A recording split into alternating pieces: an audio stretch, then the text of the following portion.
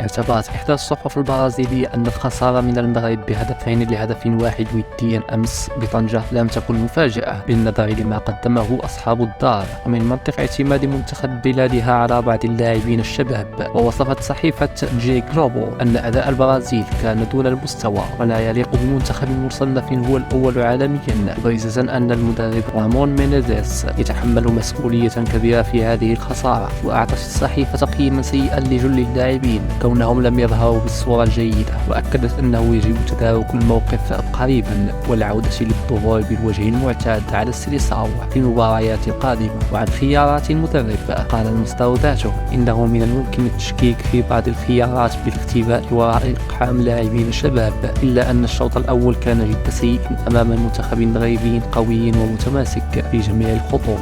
وانتقدت الصحيفة أيضا أداء اللاعب ريال مدريد رودريغو، وأكدت أنه لا يصلح للعب كصانع ألعاب ولا ارتداء رقم 10 الخاص بنيمار، مشيدة في الوقت ذاته بالعميد كاسيميرو لاعب مانشستر يونايتد الذي تحمل عبء المباراة بشكل كبير بسبب تراجع مستوى الفريق ككل. وكان المنتخب المغربي قد كتب التاريخ مجددا بالفوز على المصنف الأول عالميا كأول بلد عربي يحقق الفوز على البرازيل في تاريخ الكرة العالمية.